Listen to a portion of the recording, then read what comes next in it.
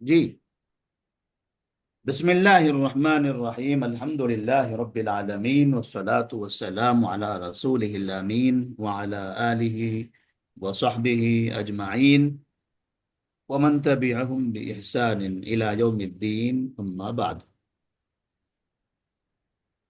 ہجرت کا پہلا سال، نبی کریم صلی اللہ علیہ وسلم جب مکہ سے ہجرت کر کے مدینہ منورہ آئے تو آنے کے بعد پہلے سال میں کون کون سے واقعات پیش آئے، آنے کے بعد آپ نے مدینہ میں کون کون سے اہم کام کیے، ان میں سے چند کاموں کی ایک فہرست ہم نے بنائی ہے۔ تو اس میں مسجد قباء کے آنے کا واقعہ نقل کیا ہے، علی رضی اللہ تعالی عنہ کی ہجرت کا واقعہ ہم نے بتایا، پھر آپ صلی اللہ علیہ وسلم ربیع الاول کی 12 تاریخ کو مدینہ میں داخل ہوئے، یہ ہم نے اس سے پہلے بتایا، اور پھر مدینہ منورہ میں آنے کے بعد آپ ابو ایوب انصاری رضی اللہ تعالی عنہ کے گھر میں ٹھہرے، اس کا واقعہ بھی ہم نے بتایا، اور پھر پہلے سال میں عائشہ صدیقہ رضی اللہ تعالی عنہا کی رخصتی ہوئی، چونکہ نکاح مکہ میں ہو چکا تھا، رخصتی باقی تھی، تو یہاں آنے کے بعد ان کی رخصتی بھی ہوئی، اور مسجد نبوی آپ صلی اللہ علیہ وسلم نے آنے کے بعد ایک مسجد کی تعمیر فرمائی جسے مسجد نبوی کہا جاتا ہے۔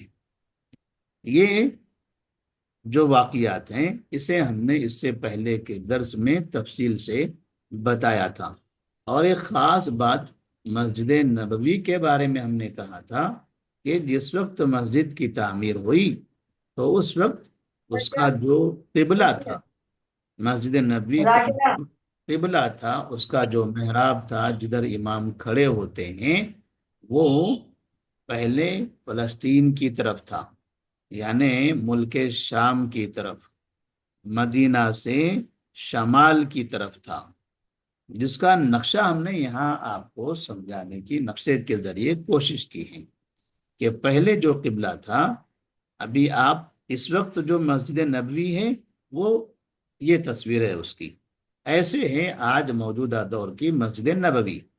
یہ جو حصہ نظر آ رہا ہے جہاں پر یہ ہرا گنبد ہے، اس علاقے میں یہاں بیچ میں، ادھر بیچ میں امام صاحب کھڑے ہوتے ہیں، ان کا چہرہ ادھر ہوتا ہے۔ ابھی مسجد نبوی جب پہلی مرتبہ تعمیر ہوئی تھی، نبی صلی اللہ علیہ وسلم نے آنے کے بعد بنایا تھا، تو پہلے قبلہ ادھر تھا، یعنی چہرہ اس سمت میں تھا جس سمت میں آپ کو سامنے بلڈنگیں نظر آ رہی ہیں، پیچھے کی سمت جو بلڈنگیں ہیں وہ مسجد کا پچھلا حصہ ہے، اور یہ جو گنبد آپ کو دکھائی دے رہا ہے یہ مسجد کا اگلا حصہ ہے۔ اگلا کا مطلب امام صاحب یہاں کھڑے ہوتے ہیں اور چہرہ ان کا ادھر ہوتا ہے، اور وہ پچھلا حصہ ہے مطلب پیچھے مصلیان ہوتے ہیں، اور سب کی پیٹھ ادھر ہوتی ہے ان بلڈنگوں کی طرف۔ لیکن جب پہلے مسجد تعمیر ہوئی تھی تب ان کا چہرہ کدھر تھا؟ وہ بلڈنگوں کی طرف، جدھر آج پیٹ کرتے ہیں ادھر پہلے چہرہ ہوا کرتا تھا، تو اس سمت میں منہ کر کے نماز پڑھتے تھے۔ تو ادھر کیا ہے؟ وہ بلڈنگوں کی طرف جو اشارہ ہم نے کیا ہے، ادھر کیا ہے؟ ادھر کیوں منہ کرتے تھے؟ کیونکہ ادھر وہ جو سمت ہے، ڈائریکشن جس کو ہم کہہ رہے ہیں سمت ہے، وہ ہے شمال، نارتھ، اور نارتھ میں ادھر بیت المقدس ہے، ادھر بیت المقدس ہے۔ تو پہلے جب نماز پڑھتے تھے تو چہرہ بیت المقدس کی طرف کیا کرتے تھے، اس لیے امام صاحب ادھر کھڑے رہتے تھے ادھر منہ کر کے، اور مقتدی ادھر پیچھے ہوتے تھے، یہاں ادھر سے ہوتے تھے۔ 16 مہینے کے بعد پھر اللہ تبارک و تعالیٰ نے قبلے کو تبدیل کرنے کا حکم دیا، تب مسجد کا جو محراب ہے ادھر سے ادھر منتقل کر دیا گیا، وہ بلڈنگوں کی طرف جو تھا اب وہ ادھر آ گیا گنبد کی طرف سے۔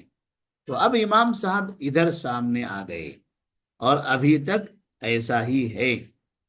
تو یہ اگر آپ نقشے کے ذریعے سمجھ گئے تو بہتر ہے. ہم نے نقشہ اس لیے رکھا ہے تاکہ آپ کو سمجھنے میں آسانی ہو جائے. اور اوپر ہم نے عنوان بنایا تھا قبلے کی تبدیلی کا نقشہ. اس کے بعد نبی کریم صلی اللہ علیہ وسلم جب مدینہ منورہ آئے تو وہاں مسجد تو آپ نے تعمیر کر دی اور مسجد میں نماز بھی پڑھی جانے لگی. لیکن نماز پڑھنے کے لیے صحابہ رضی اللہ تعالیٰ عنہم جب جمع ہوتے تھے تو باقاعدہ ایک وقت طے کر دیا جاتا تھا کہ تمام کے تمام لوگ فلاں فلاں وقت میں مسجد میں حاضر ہو جائیں. جب یہاں حاضر ہوں گے تب ہم نماز پڑھیں گے. کون سا وقت تھا؟ گھڑیاں تو نہیں تھی. تو اس کا طریقہ یہ تھا کہ جیسے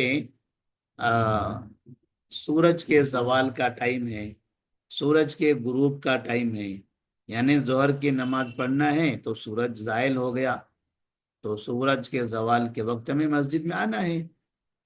عصر کی نماز پڑھنا ہے تو کسی بھی چیز کا سایہ اس کے برابر ہو جائے تو اس کے بعد عصر کی نماز ہوگی، اس وقت میں مسجد میں آ جانا ہے. سورج اگر غروب ہو گیا مطلب یہ ہے کہ اب مغرب کی نماز ہوگی، اس وقت میں مسجد میں حاضر ہو جانا ہے. سورج جہاں غروب ہوا تھا وہاں لال رنگ نظر آتا ہے، سرخی نظر آتی ہے. جب تک کہ وہ لال رنگ دکھائی دے رہا ہے تب تک کہ مغرب کی نماز کا وقت ہے. جب وہ لال رنگ غائب ہو گیا اور وہاں آسمان پورا کالا ہو گیا تو مطلب یہ ہوا کہ عشاء کی نماز کا وقت ہو چکا ہے، سب لوگ عشاء کی نماز کے لیے آ جائیں. تو آسمان دیکھنا ہے اور مسجد میں آ جانا ہے. ایسے ہی فجر کی نماز کا وقت ہے کہ جب جدھر سے سورج طلوع ہوتا ہے وہاں دیکھیں گے صبح کے وقت میں کہ وہاں سے روشنی آ رہی ہے اور آہستہ آہستہ اوپر کی طرف پھیلتے چلی جا رہی ہیں. اس کا مطلب یہ ہوا کہ فجر کا وقت ہو گیا، اس وقت میں ہمیں مسجد میں داخل ہونا ہے، فجر کی نماز پڑھنی ہے. یہ طریقہ تھا اس وقت کا جب آپ صلی اللہ علیہ وسلم مدینہ منورہ ہجرت کر کے آئے تھے.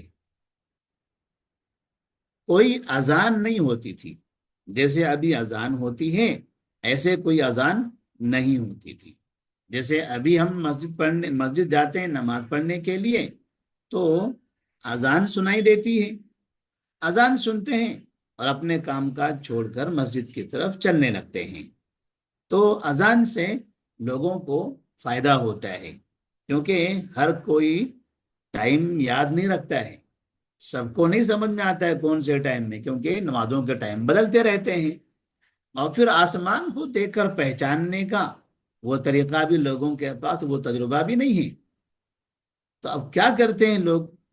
اذان دیتے ہیں، اذان سنتے ہیں اور مسجد طرف جاتے ہیں. اذان ہوگی تو پتہ چلے گا کہ ہاں نماز کا وقت ہو چکا ہے. اذان کے بعد تقریباً 10 سے 15 منٹ وقفہ ہوتا ہے اور اس کے بعد نماز شروع ہوتی ہے. تو اذان سن کر جاتے ہیں. پہلے اذان تھی ہی نہیں تو اذان بعد میں آئی، اذان کا طریقہ بعد میں آیا. نماز پہلے مشروع ہوئی اور نماز کی مشروعیت کے بارے میں آپ نے مکی زندگی میں پڑھا ہوگا کہ آپ صلی اللہ علیہ وسلم معراج میں گئے تو وہاں پر آپ کو نماز عطا کی گئی، 5 وقت کی نمازیں آپ کو وہاں دی گئی. تو 5 وقت کی نمازیں کب فرض ہوئی؟ جب آپ مکہ میں تھے، لیکن مکہ میں اذان نہیں ہوتی تھی. پھر جب مدینہ آئے تب بھی اذان نہیں ہوتی تھی. بعد میں عبداللہ بن زید بن عبد ربہ، عبداللہ بن زید بن عبد ربہ، یہ نام اچھی طرح سے یاد کر لیں. انہوں نے خواب دیکھا تھا. عبداللہ بن زید بن عبد ربہ خزرجی، خزرجی یہ قبیلے خزرج، اوس اور خزرج مدینہ کے دو مشہور قبیلے، بڑے قبیلے تھے، قبیلے اوس اور قبیلے خزرج۔ تو یہ قبیلے خزرج سے تعلق رکھتے تھے، مدینہ کے صحابی تھے۔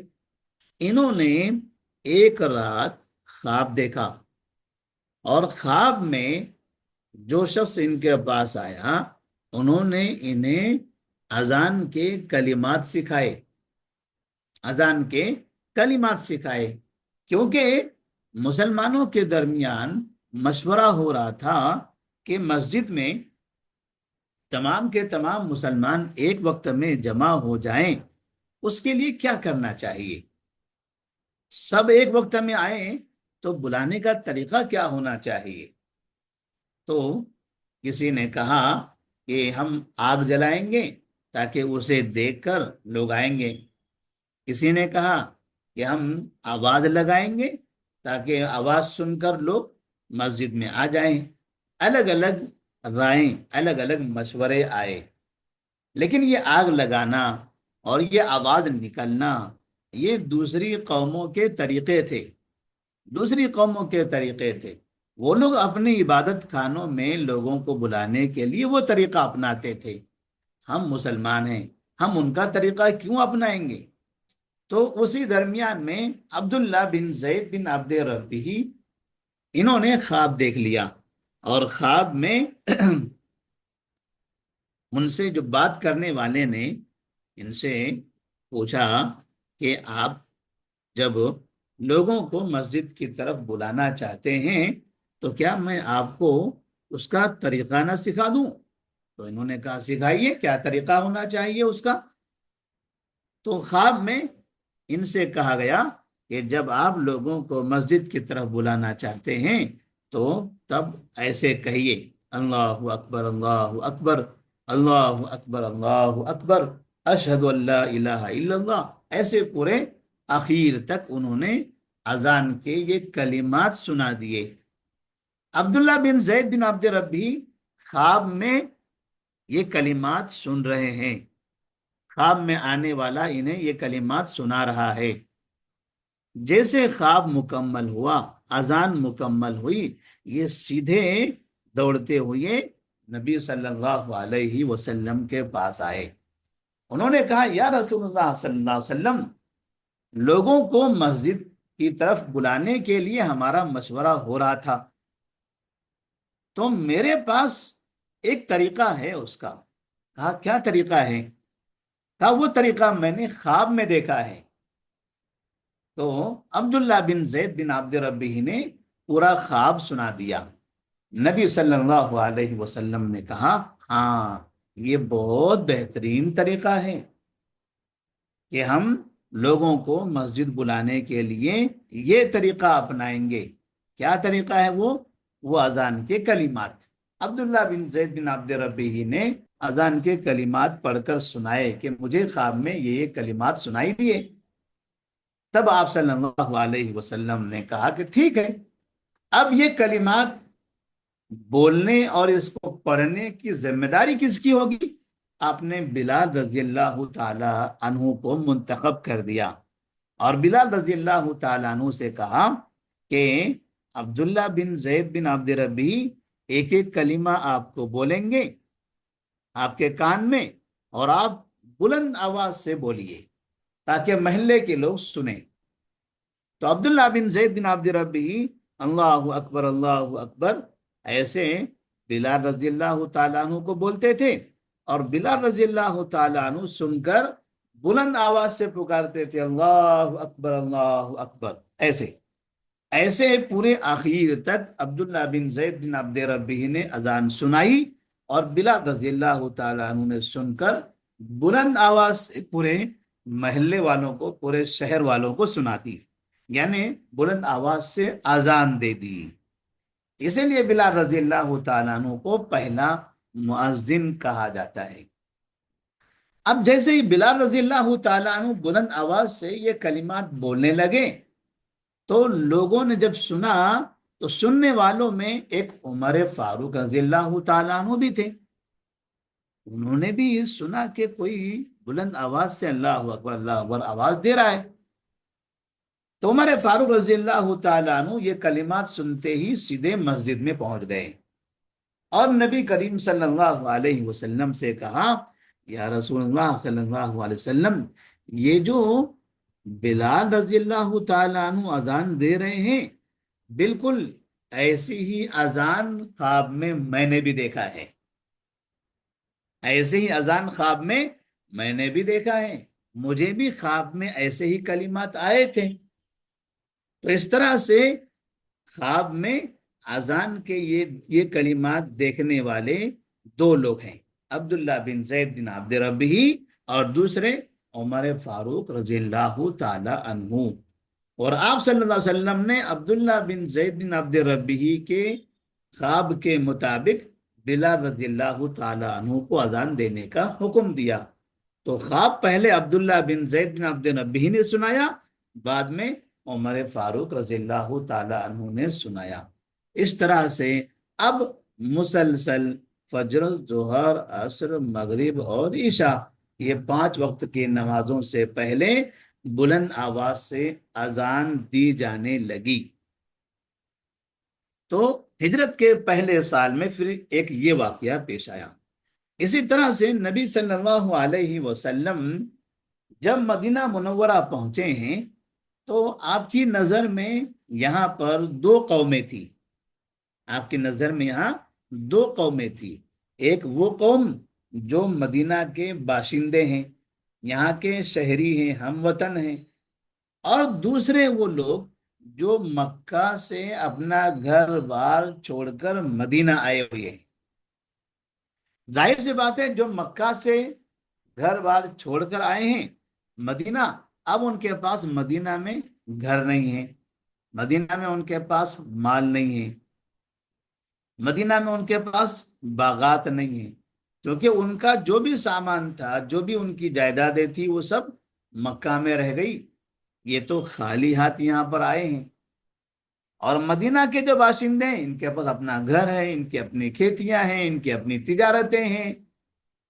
تو آپ نے یہ دیکھا کہ مکہ سے آنے والے لوگ اب مدینہ میں کہاں رہیں گے، کس کے گھر رہیں گے؟ اتنے لوگ آ رہے ہیں ہجرت کر کے، یہ کس کے گھر رہیں گے؟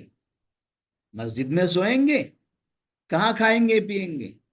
ظاہر سی بات ہے، یہ بڑا مسئلہ ہے، وہاں سے آنے والے لوگوں کے لیے یہ بڑا مسئلہ ہے۔ وہ سوئیں گے کہاں، رہیں گے کہاں، کھائیں گے پیئیں گے کہاں، ان کے رہنے کا ٹھکانہ کہاں ہوگا؟ وہ تو اللہ کے واسطے اپنا گھر چھوڑ کر آئے ہیں، تو اب یہاں ان کی مدد کون کرے گا؟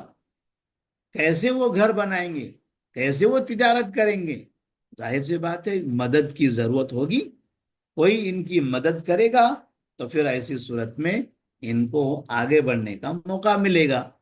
تب آپ صلی اللہ علیہ وسلم نے ایک نظام بنایا، اسی نظام کو کہتے ہیں بھائی چارگی کا نظام، بھائی چارہ قائم کرنا، اسی کو کہا جاتا ہے مواخات، اسی کو مواخات کہتے ہیں۔ کیا ہوتا ہے مواخات میں، یا کیا ہوا تھا مواخات اور بھائی چارگی میں؟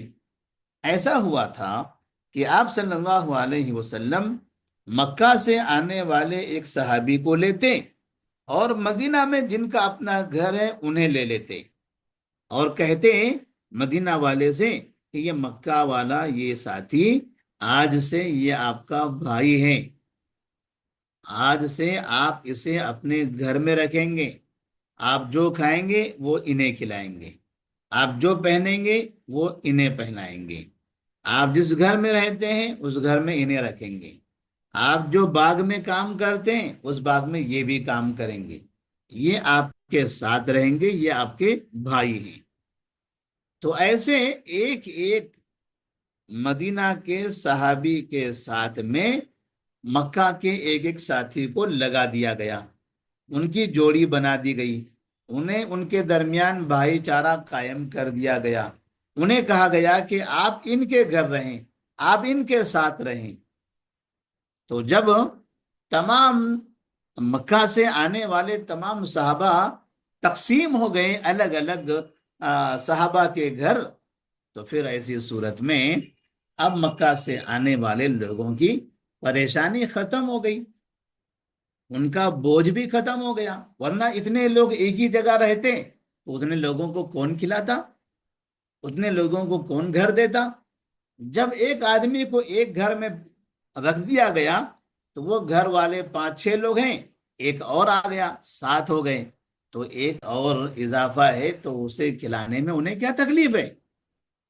تو اس طرح سے مکہ سے آنے والے لوگوں کو رہنے کے لیے گھر مل گیا، کھانے پینے کا سامان مل گیا، سر چھپانے کو چھت مل گئی، مرد بھی تھے، عورتیں بھی تھے، بچے بھی تھے، یہ سب تھے تو سب کو یہاں پر ٹھکانہ مل گیا۔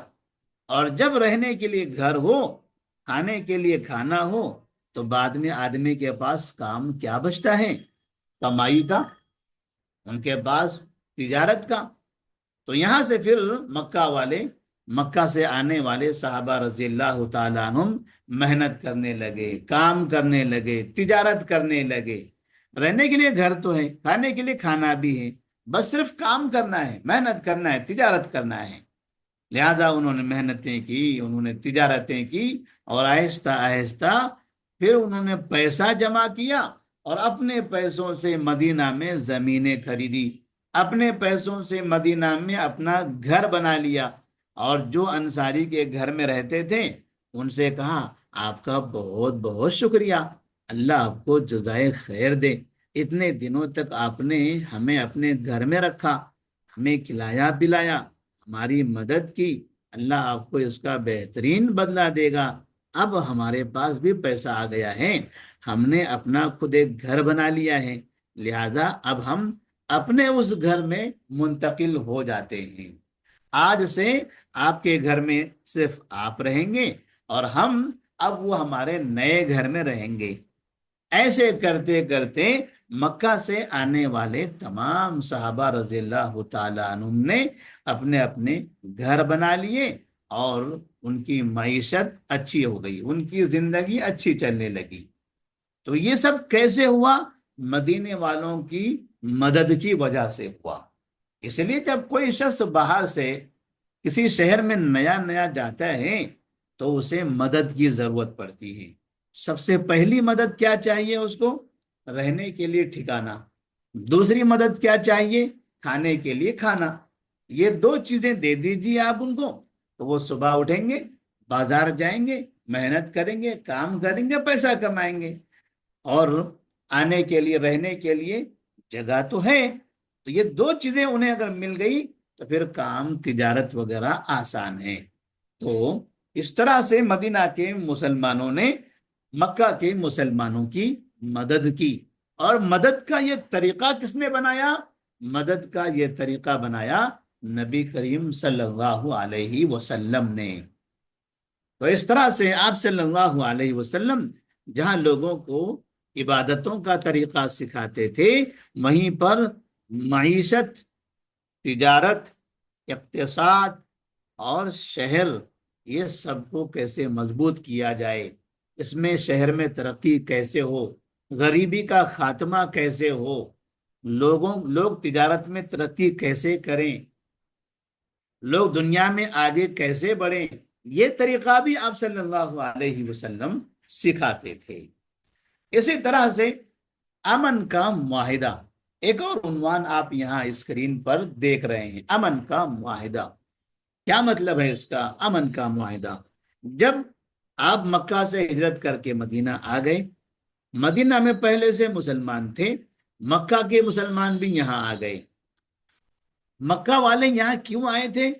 اس لیے کہ مکہ کے کفار انہیں مارتے تھے، انہیں تکلیف دیتے تھے، سکون سے رہنے نہیں دیتے تھے، انہیں قتل کرنے کی کوشش کرتے تھے، ہمیشہ بدامنی، پریشانی پریشانی اور پریشانی، امن نہیں تھا مکہ میں، سکون نہیں تھا مسلمانوں کو، مسلمان بہت پریشانی کے ساتھ زندگی گزار رہے تھے۔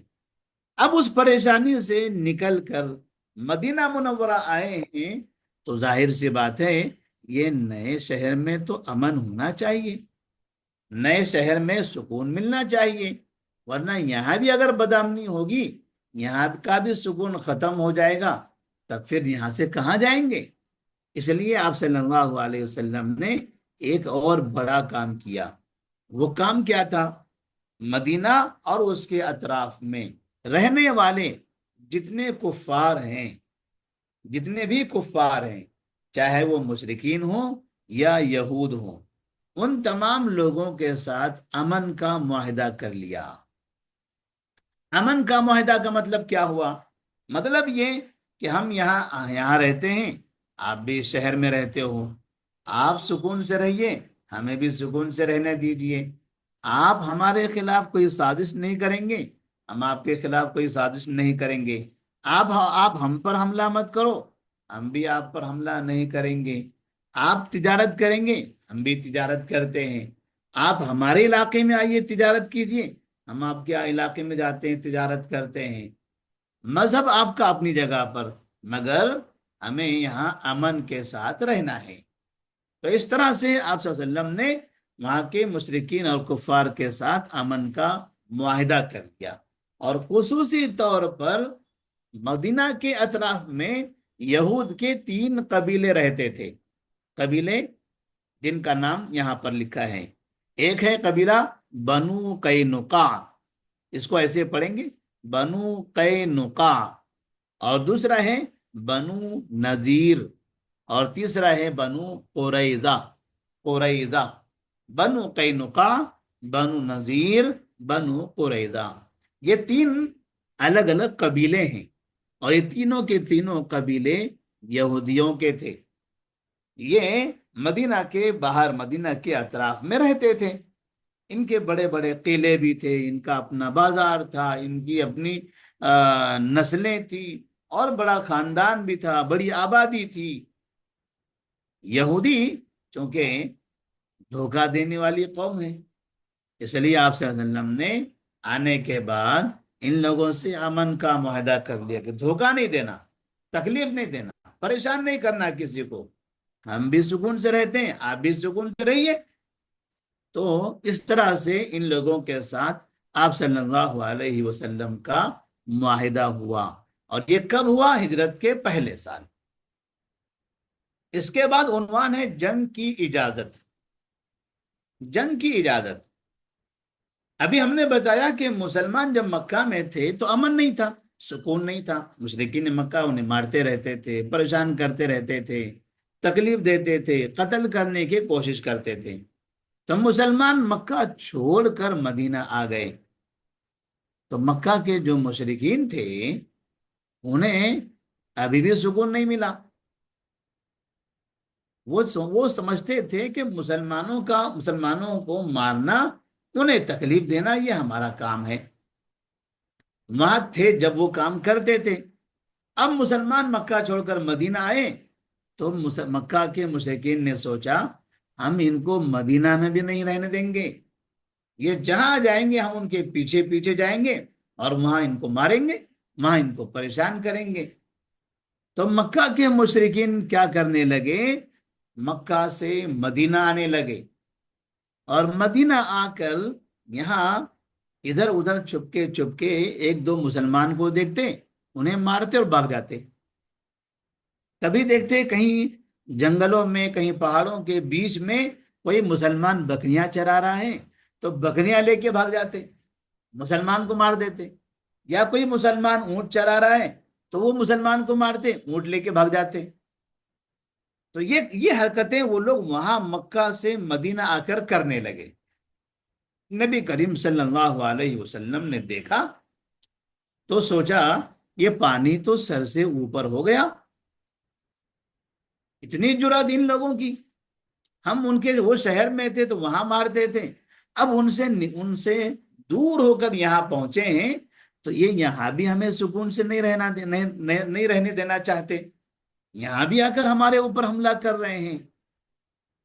تب اللہ تبارک و تعالی نے نبی کریم صلی اللہ علیہ وسلم کو جنگ کی اجازت دے دی۔ کہا کہ ٹھیک ہے، مکہ میں تھے، آپ لوگوں نے جنگ نہیں کیا، وہاں صبر کرتے رہتے تھے، خاموش رہتے تھے، لیکن اب تمہیں خاموش نہیں رہنا ہے۔ اب اگر مکہ سے مدینہ آ کے یہاں آپ لوگوں کی بکریاں چرا کر لے جائیں گے، اونٹ چرا کر لے جائیں گے، یا کسی مسلمان کو مار کے بھاگ جائیں گے، تو انہیں سبق سکھائیے، انہیں سبق سکھائیے۔ اب اتنی جرات کرنے کی ہمت نہیں ہونی چاہیے۔ اگر ایسا انہوں نے کیا تو انہیں سزا دیجیے۔ تب اللہ تبارک و تعالیٰ نے اس کے لیے جنگ کی اجازت دے دی، جنگ کی اجازت دی۔ اب جو جنگ ہوتی تھی وہ جنگ دو طرح کی تھی، ایک کو غزوہ کہتے تھے اور دوسرے کو سریہ۔ ایک کو غزوہ کہا جاتا تھا، دوسرے کو سریہ کہا جاتا تھا۔ اب جب جنگ ہونے لگی، چونکہ مشرکین بار بار آنے لگے، بار بار حملہ کرتے تھے، بار بار پریشان کرتے تھے، تو اللہ تبارک و تعالی نبی کو حکم دیا کہ آپ جنگ کیجئے۔ تو یہ جنگ جو کرتے تھے یہ دو طریقے سے، ایک کا نام تھا غزوہ، دوسرے کا نام تھا سریہ۔ دونوں میں فرق سمجھیے، بڑا آسان سا فرق ہے۔ غزوہ کہتے ہیں ایسی جنگ کو جس جنگ میں نبی صلی اللہ علیہ وسلم خود جائیں، یعنی وہ جنگ میں آپ بھی شریک تھے، اس کو کہتے ہیں غزوہ۔ اور جس جنگ میں آپ شریک نہیں رہے بلکہ آپ نے صحابہ کو بھیج دیا، 10 صحابہ کو، 20 صحابہ کو، 50 صحابہ کو، 100 صحابہ کو، آپ نے ان سے کہا جائیے، آپ جائیے، وہ جو قوم ہے وہ شرارت کر رہی ہے، انہیں سبق سکھا کر آ جائیے۔ تو صحابہ رضی اللہ تعالیٰ عنہ چلے جاتے تھے اور ان مشرکین کو، مسلمانوں کو نقصان پہنچانے والوں کو سبق سکھا کر آ جاتے تھے۔ تو یہ جو فوج جاتی تھی، یہ جو صحابہ کی جماعت جاتی تھی، ان کو کہتے ہیں سریہ، یعنی اس میں نبی نہیں ہوتے تھے۔ تو جس جنگ میں نبی خود جاتے اسے غزوہ کہتے ہیں، اور جس جنگ میں نبی خود نہیں جاتے اسے سریہ کہتے ہیں۔ تو دونوں کے درمیان جب فرق سمجھ میں آ گیا تو اب ہمیں نبی صلی اللہ علیہ وسلم کی 10 سالہ مدنی زندگی میں غزوہ کتنی مرتبہ ہوا اور سریہ کتنی مرتبہ ہوا، کہاں کہاں کتنی مرتبہ اس طرح سے فوج بھیجنے کی ضرورت پیش آئی، تو وہ اگر تعداد ہم دیکھیں تو ہم نے لکھا ہے غزوات کی تعداد 27 ہے۔ غزوات کتنے ہوئے ہیں؟ 27۔ اور سریہ کتنے ہوئے ہیں؟ قریب قریب 100، یعنی 100 مرتبہ سے زیادہ مرتبہ ایسا ہوا ہے کہ آپ صلی اللہ علیہ وسلم نے صحابہ کو بھیجا، آپ خود نہیں گئے، صحابہ کو بھیجا اپنے جنگ کرنے کے لیے۔ تو سریہ کہتے ہیں، سریہ کی تعداد کتنی ہے؟ قریب قریب 100، اور غزوہ ہے 27۔ پھر کہتے ہیں سب سے زیادہ غزوات سن 2 ہجری میں پیش آئے، جن کی تعداد 8 ہے۔ 27 غزوات میں سے صرف 9 میں جنگ ہوئی، باقی غزوات بغیر جنگ کے ہی ختم ہوئی۔ یعنی فوج بھیجتے تھے جنگ کے لیے، اس کا مطلب ضروری نہیں کہ جا کے جنگ ہو جاتی تھی، بلکہ 27 میں سے صرف 9 غزوات میں جنگ ہوئی ہے، صرف 9 غزوات میں۔ تو باقی 27 کا کیا ہوا؟ 27 میں فوج گئی تھی مگر بغیر کسی جنگ کے فوج واپس آ گئی۔ ایسے ہی سریہ میں بھی ہوا ہے، آپ نے صحابہ کو بھیجا جنگ کے لیے، کبھی ایسا ہوا کہ جنگ ہوئی اور کبھی ایسا ہوا کہ جنگ نہیں ہوئی، بغیر جنگ کے صحابہ رضی اللہ تعالیٰ عنہ واپس آ گئے۔ تو یہ